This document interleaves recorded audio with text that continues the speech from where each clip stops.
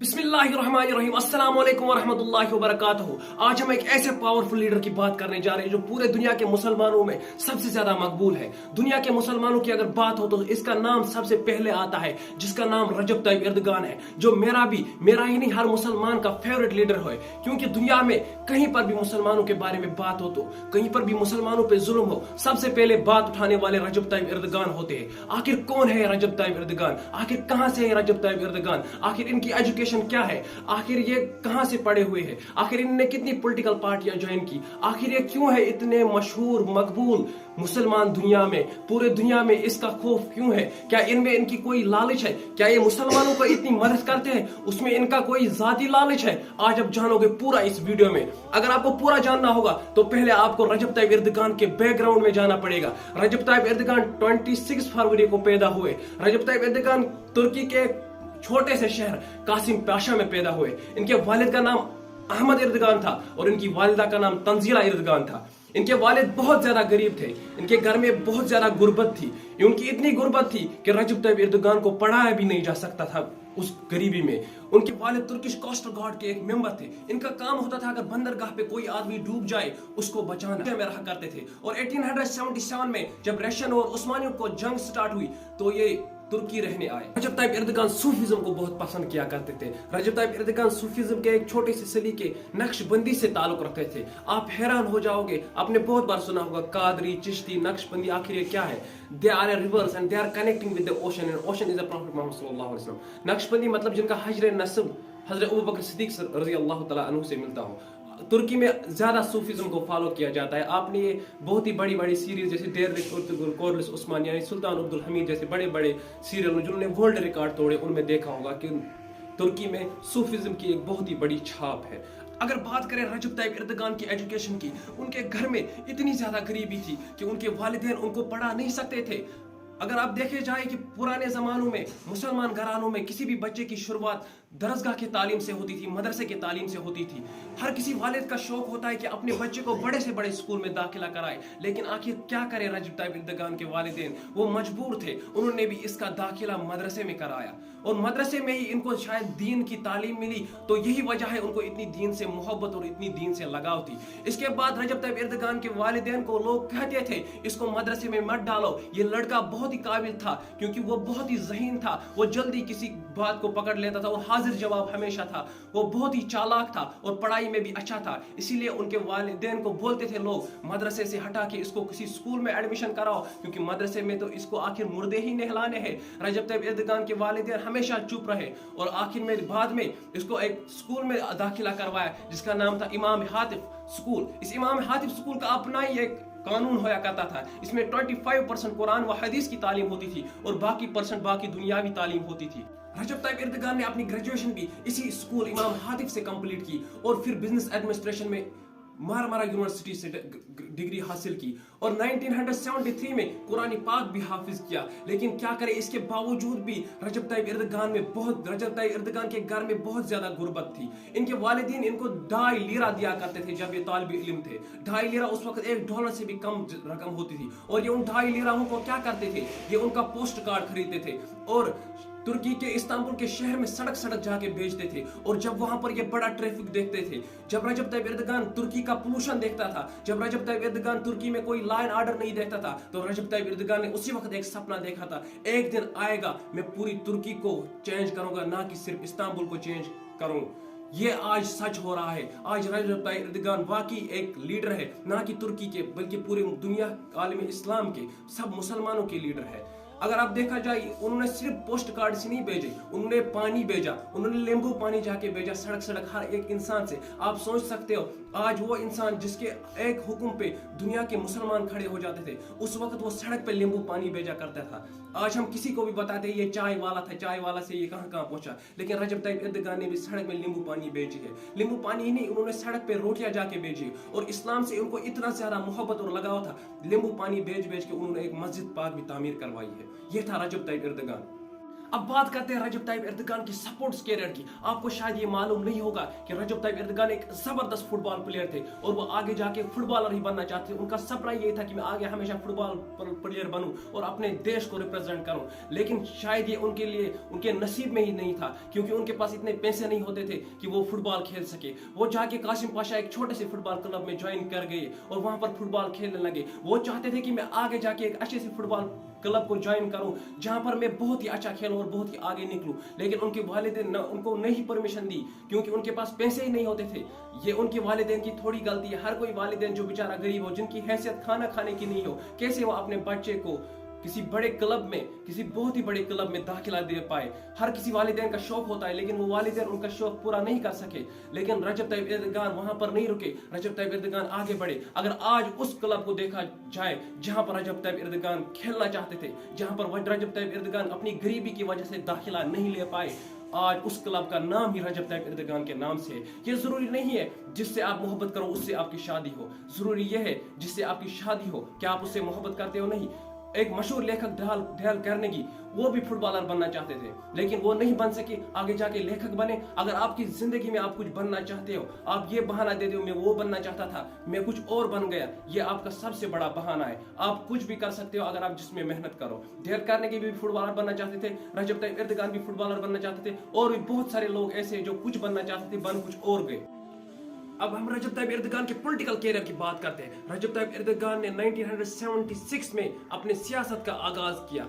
बहुत ही ज्यादा मेहनत करने के बाद, 18 साल की मेहनत के बाद वो एक अच्छे स्पीकर बने। वो एक ऐसे स्पीकर बने जहां पर भी वो स्पीच देते थे हजारों के तादाद में लोग जमा हो जाते थे। आखिर रजब ताइप एर्दोगान ने कितनी पार्टियां ज्वाइन की और रजब ताइप एर्दोगान को किस पार्टी से सबसे ज्यादा मशहूर मकबूलियत मिली। मैंने आपको कहा था कि रजब ताइप एर्दोगान जब छोटे थे, जब सड़क पे वो नींबू पानी भेजा करते थे, जब सड़क पे वो पानी की बोतलें भेजा करते थे, जब सड़क पे वो रोटियां भेजा करते थे, क्योंकि उनके घर में बहुत ज्यादा सख्तियां थी, मुसीबतें थी, वो घर से बहुत ज्यादा गरीब थे। तो रजब ताइप एर्दोगान ने उस वक्त कसम खाई थी, एक दिन में इस शहर को बदलूंगा, एक दिन में इस देश को बदलूंगा। रजब ताइप एर्दोगान सबसे पहले वहां के मेयर बने। इतना ही नहीं, इसके बाद रजब ताइप एर्दोगान ने और एक पार्टी ज्वाइन की जिसका नाम वर्चू पार्टी था। रजब ताइप एर्दोगान ने उसके बाद अपनी भी एक पार्टी बना डाली जिसका नाम जस्टिस एंड डेवलपमेंट था। रजब ताइप एर्दोगान को ये आसानी से नहीं मिला सब कुछ, इतनी मकबूलियत, इतनी शोहरत। हर कोई रजब ताइप एर्दोगान को मोहब्बत से पुकारने लगा, हर कोई रजब ताइप एर्दोगान से प्यार करने लगा। आखिर क्यों ना प्यार करे? जब आप किसी से प्यार करते हो तो आपसे लोग क्यों नहीं प्यार करें? रजब ताइप एर्दोगान का दिल इतना अच्छा है कि एक वक्त वो माह रमजान में चलते थे कि छोटी सी बच्ची ने कहा रजब ताइप एर्दोगान, पुकारा उनका नाम, वो अपनी गाड़ी से अपनी बीवी को लेके उतरे और उस बच्ची से मिलने गए।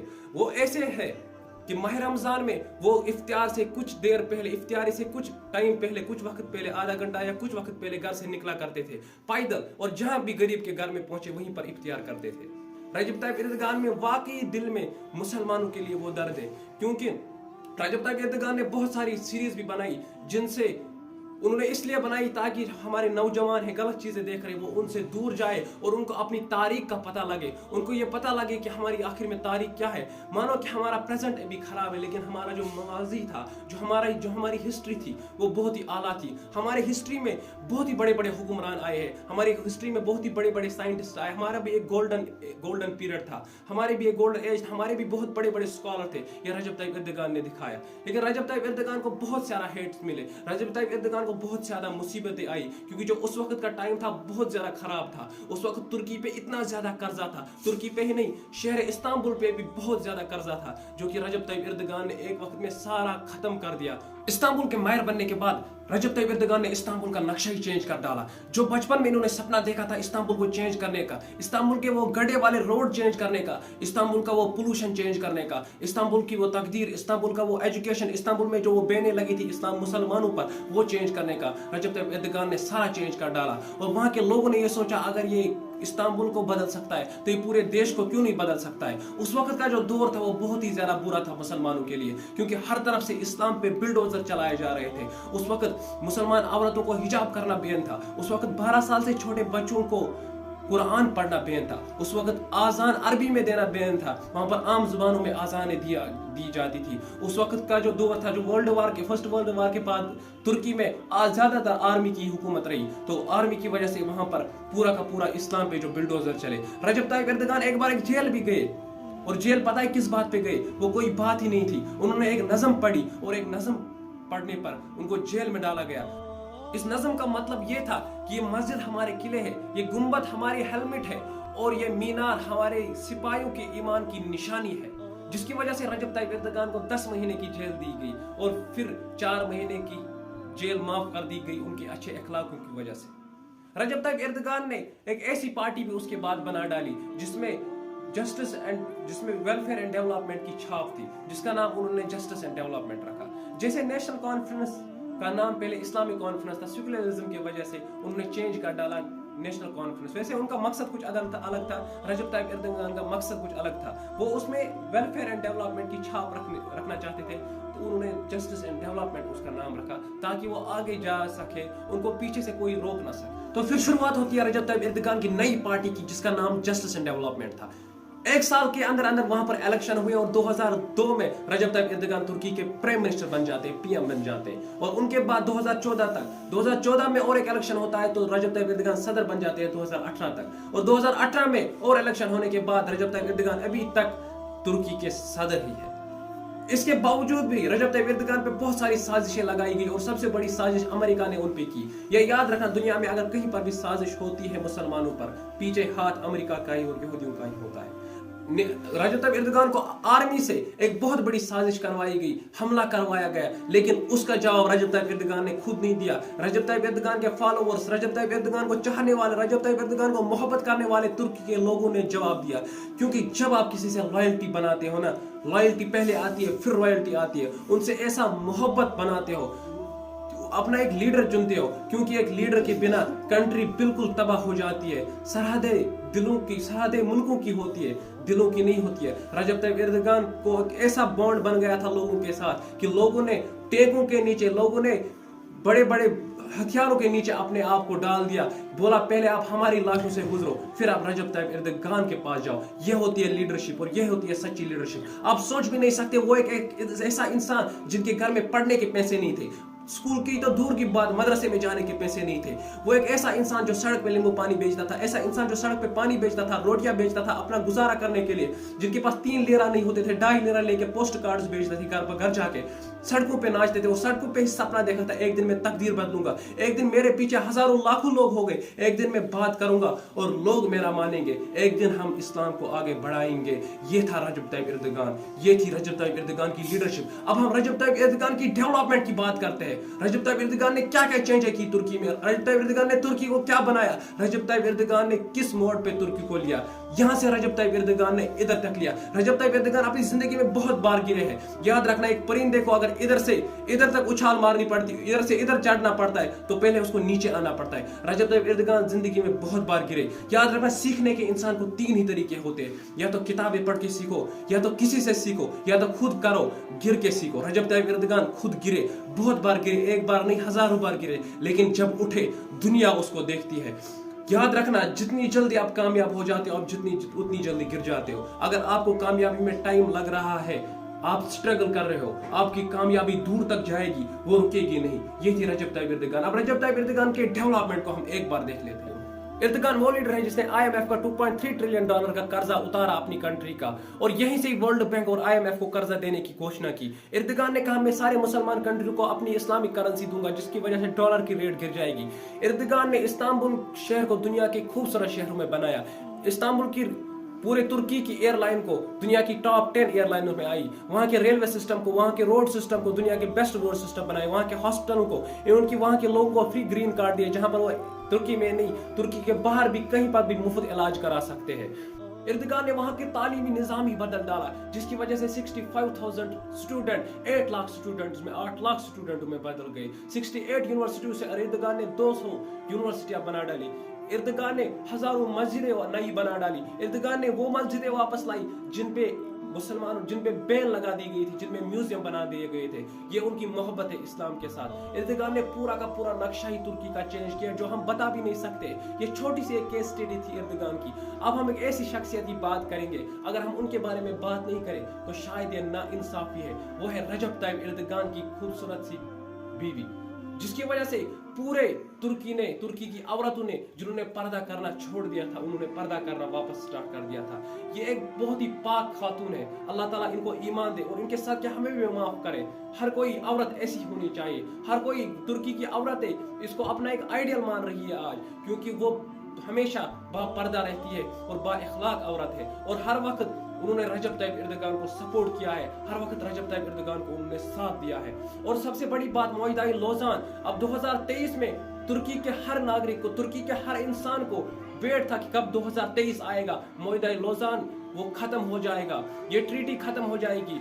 हर कोई इंसान नया साल आने का वेट करता है, लेकिन तुर्की को इस साल को आने का बहुत ही बेसब्री से वेट था। इस साल तुर्की का मोइदा लोजान खत्म हो गया, जिसकी वजह से वो अपनी बंदरगाहों को यूज कर सकते हैं, जिसकी वजह से वो अपने पेट्रोलियम को यूज कर सकते, तुर्की इस्लामिक कंट्री बन सकते, वो अपने इस्लामिक लॉज को यूज कर सकते, वो दुनिया भर में जो भी वहाँ की ट्रेड्स हो सकते हैं वहाँ का टैक्स लगा सकते। अगर आप मोइदा लोजान को समझना चाहते हो तो आप हमें कमेंट बॉक्स में लिखो, हम मोइदा लोजान पे पूरा का पूरा एक डिटेल्ड वीडियो बना डालेंगे। ओके, खुदा हाफिज, बाय, अस्सलाम वालेकुम व रहमतुल्लाहि व बरकातहू।